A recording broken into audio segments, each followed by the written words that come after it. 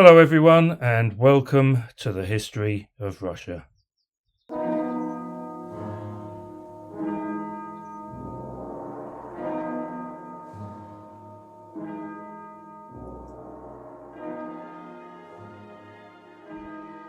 As usual, I'm Damon, and this is episode 81.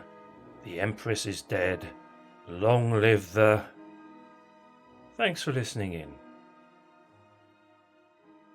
Okay, so last time out we'd reached the year 1760, or thereabouts. We saw how in the 7 Years' War, Frederick the Great's fortunes had gone from being, let's say, disappointing and challenging, to the absolute pits of despair. So much so, in fact, he had realised that the only thing that could really help him was some kind of miracle. Meanwhile, Catherine, the not yet great, had laid the ground for a fresh start by cultivating 4 new friendships/alliances. Well, to be fair, it was more like 3.5, because Ivan Shuvalov really wasn't going to be that much of a help, but it was nice to know that he was on side. This time around, we'll be looking at the events that unfolded in the years 1761 and 1762, which, as the title suggests, sadly involves the end of the line for the Empress Elizabeth. But in an age when Russia had no clearly defined order of succession, much like today, no one was entirely sure what or who would happen next. Before we get started, I just need to remind you that this podcast is supported by the kind and generous members of the Boyar Duma, and thanks to Marie Christopher, who recently took the plunge and joined up. If you want to join them to get early access to ad-free versions of the main episodes, special members-only episodes, and at the moment I'm doing 2 mini-series, one on the life of Rasputin and the other on the famous Russian authors, written transcripts for both, all for around the price of, and this surprised me, a kilo or a couple of pounds of plums, then you can by subscribing to the Boyar Duma via Patreon, Apple Podcasts or Spotify, and as always, see the episode notes for the details and links. Okay, I don't think there's anything else I need to mention, so let's crack on and do some more history of Russia. So we know things have been looking grim for Prussia for the last 18 months now, but just how grim was the actual situation at the start of 1761? Desperately grim? Profoundly grim? Untenably grim? In fact, you can choose from any number of negative adverbs. Frederick was still surrounded by enemies. He'd only got around 100,000 troops available, and the majority of those were new, fresh recruits. And so, if he was going to go ahead with his strategy of making life difficult for his adversaries, whilst hoping for something wondrous to turn up, he would have to use those resources wisely, and that would mean, certainly in the short term anyway, no more traditional set-piece battles. No, Frederick would have to box clever. However, the Prussian king wasn't the only European leader who was having to think twice about how to go about things. Maria Theresa, the Austrian Empress, the Russian Empress Elizabeth, and the French King Louis XV were, all in their own ways, finding it increasingly difficult to bear the losses of personnel and the financial and logistical strains of the war. Louis would be the only one of the three prepared to carry on with things as they were, mainly because, as we'll soon see, he had to. But in 1761, he would come to regret that decision. The others, though, would play a much more cautious game. And talking of the French, one person who hadn't read the script was the Prussian commander of the joint Anglo-Hanoverian army, Duke Ferdinand of Brunswick.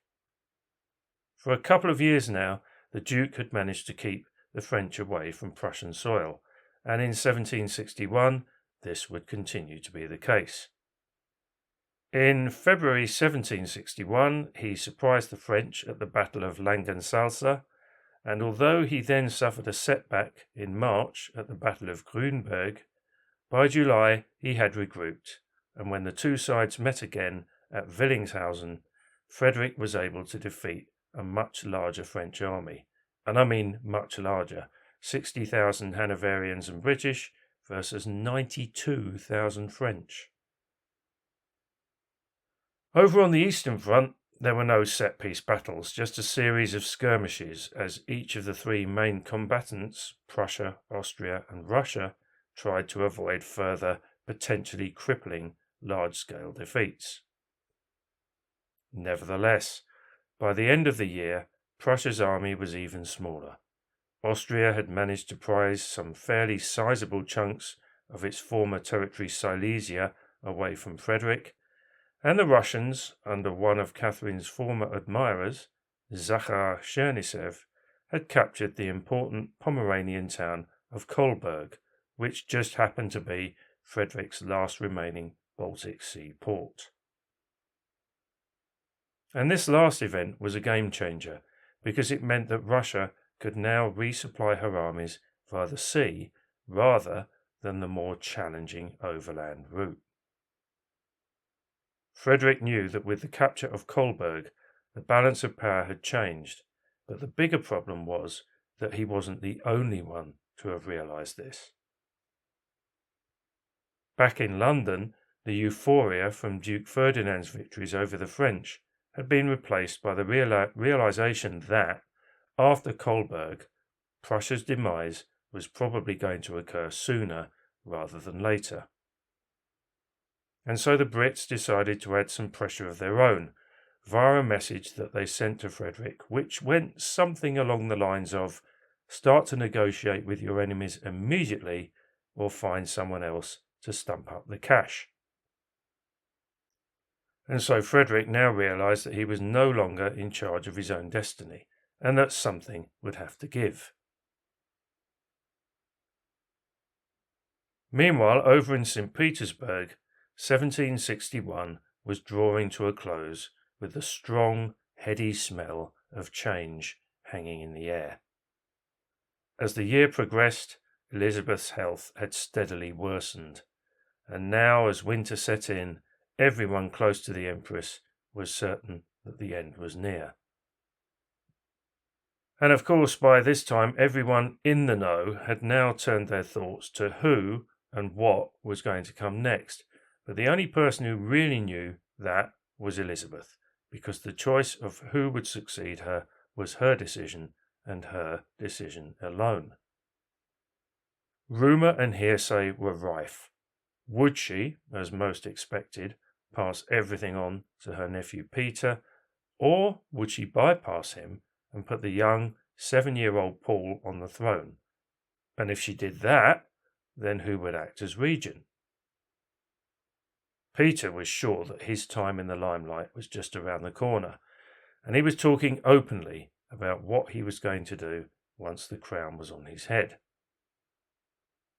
And one person who was alarmed at what she was hearing was Princess Dashkova, who, remember, was the younger sister of Peter's mistress, and who, if you also remember, had recently become friendly with the Grand Duchess Catherine.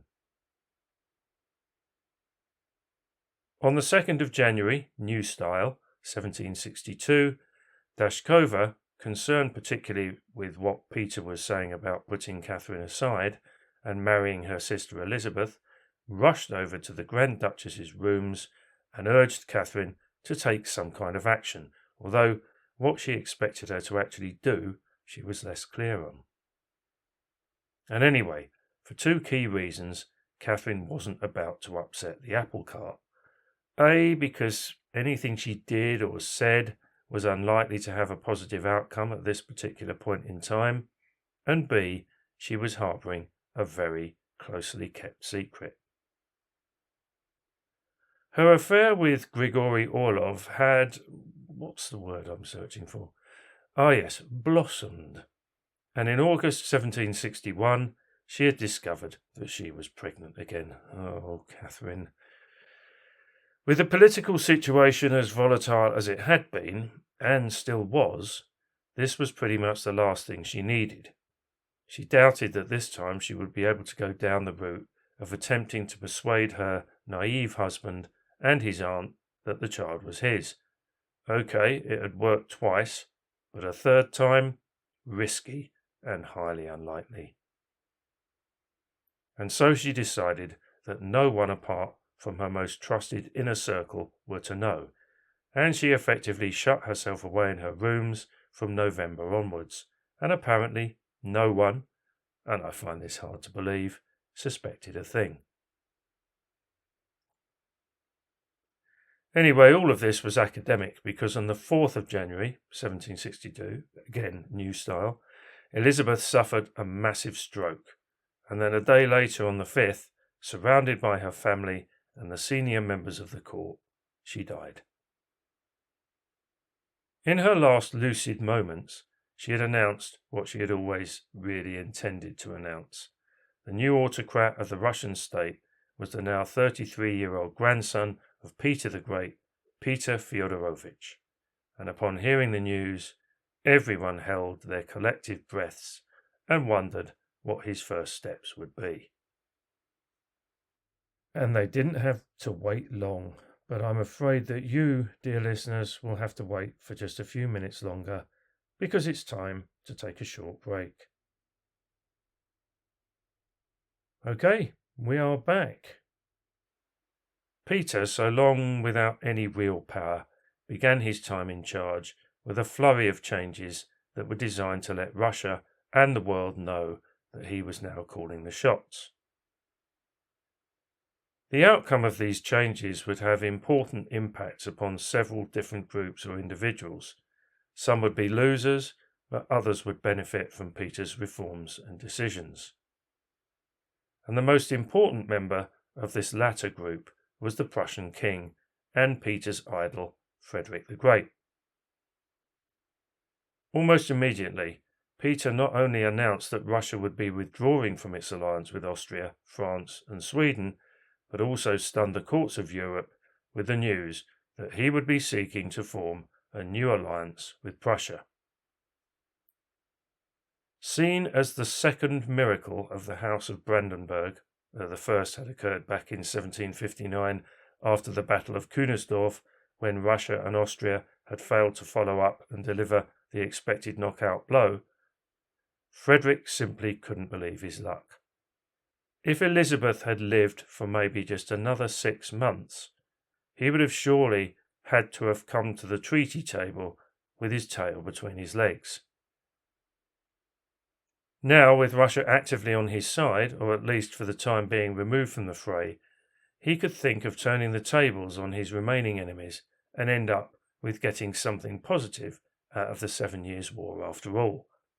And things got off to a good start when the Russians brokered a peace treaty between Prussia and an exhausted Sweden, leaving Frederick with only 2 remaining adversaries. And there was another group of people, all of whom we've met before, that also benefited from the change of regime, although for one of them things really wouldn't change that much at all. Cast your mind back to October 1740. The Empress Anna has just died, and Ernst von Biron had taken over as regent to the young Ivan VI. However, just 3 weeks later, Biron was out, exiled to Siberia, and Team Burkhard von Munich / Anna Leopoldovna were in.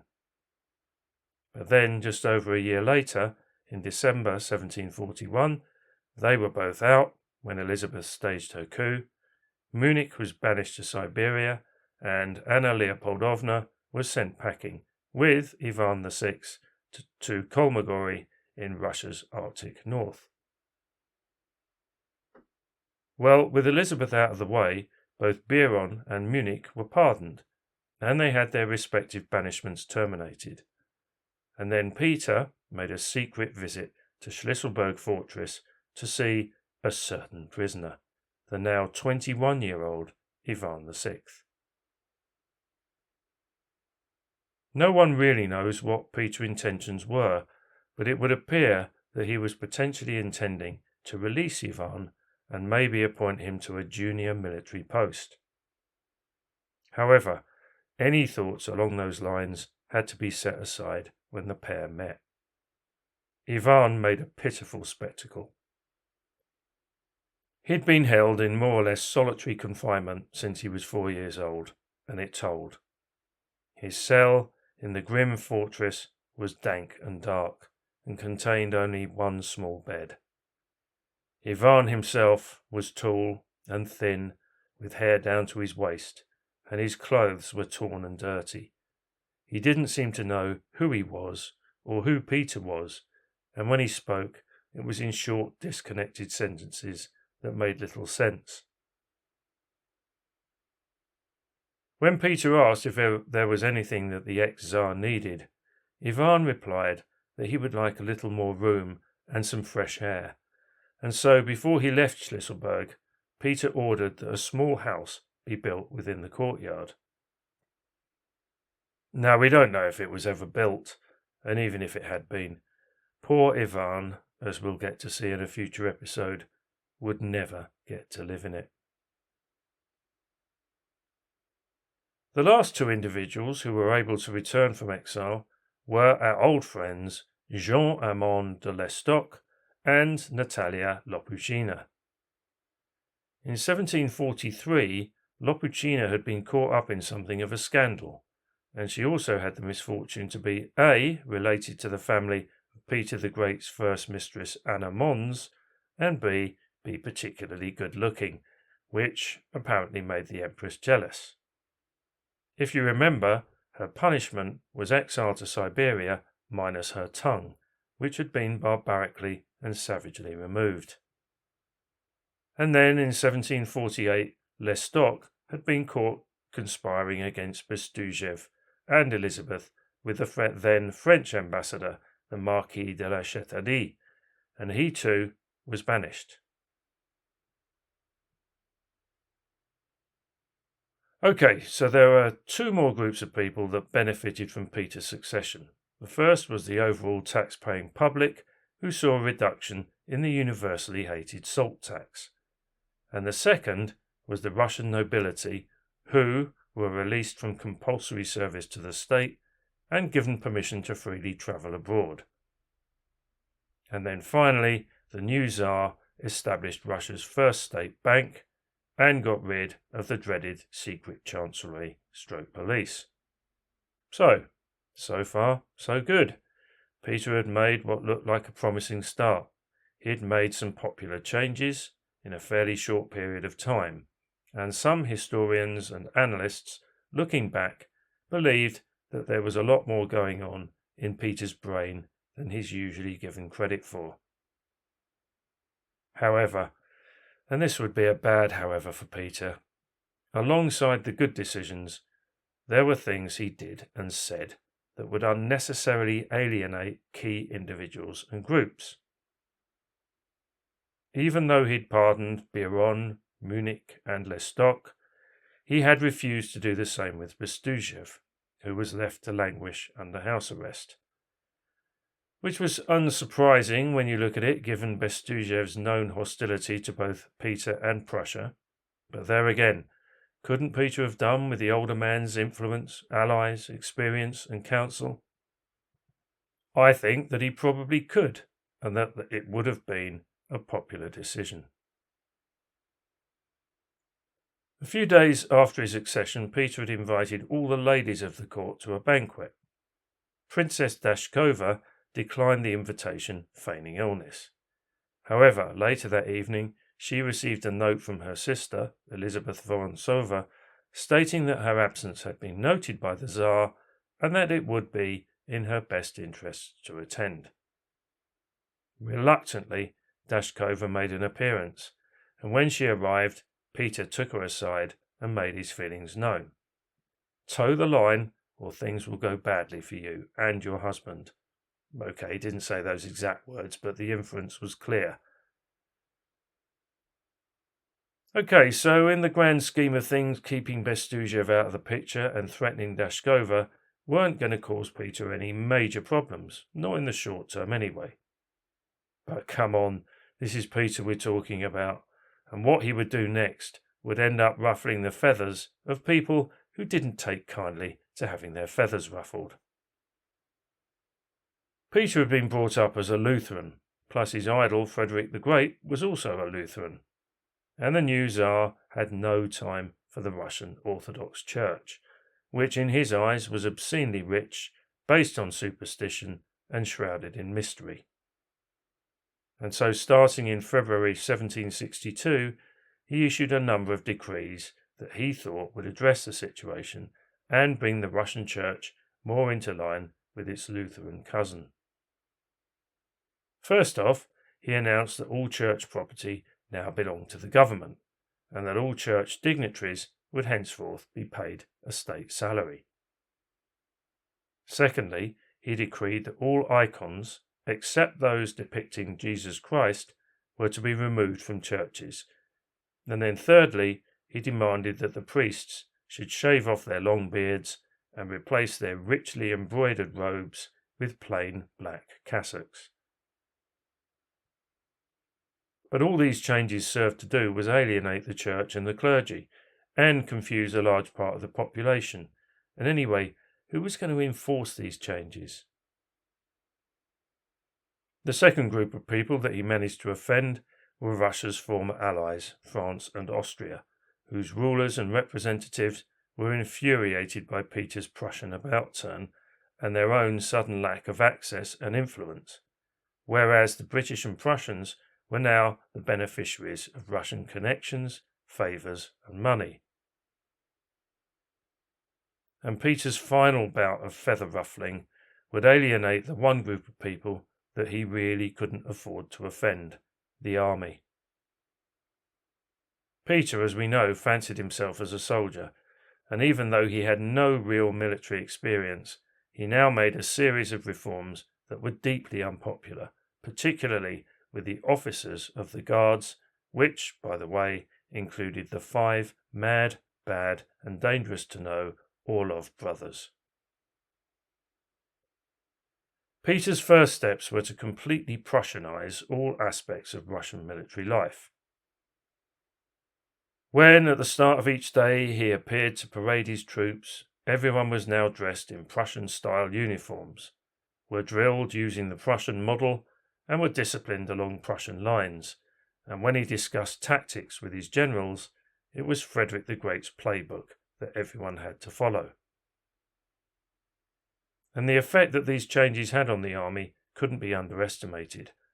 Up to a few months ago, Russian soldiers had been prepared to fight for their Empress against their German enemy, and most of the time they had fought bravely and effectively. But now they were being turned into the mirror image of the Prussian army, and they instinctively felt that this was just A, unnecessary, B, embarrassing, and C, just plain wrong. But Peter either misunderstood the impact that these changes were having, or, and I think this is probably nearer the mark, knew and enjoyed what he was doing. His next step was to do away with the Tsar's personal bodyguard, who were drawn from the Preobrazhensky regiment, and then replace them with a German Holstein unit. And then he announced that over the next couple of months, the old Guards regiments were to be disbanded completely, with their officers and men becoming members of the regular army. Once again, the impact to the proud members, Orlovs included, of the Preobrazhensky, the Izmailovsky, and the Semyonovsky Guard regiments was to make them feel marginalized, frustrated, and angry. But Peter didn't seem worried about any of this. He then announced that the new commander of the Russian army was to be his uncle, Prince George Louis of Holstein, a man with no military experience at all. And finally, as if all of that wasn't enough, he announced that Russia was going to war against Denmark. Denmark? Yes, Denmark. But sadly, dear patrons and listeners, with that bombshell ringing in our ears, we've reached the end of the episode. Join me next time when we'll be looking at how the Denmark campaign went, the impact of Peter's reign upon his wife Catherine and her friends, which, as you probably guessed, wasn't positive, and then finally, and importantly, what they would decide to do about matters. In the meantime, all you need to do is look after yourselves and stay very, very safe. Bye for now.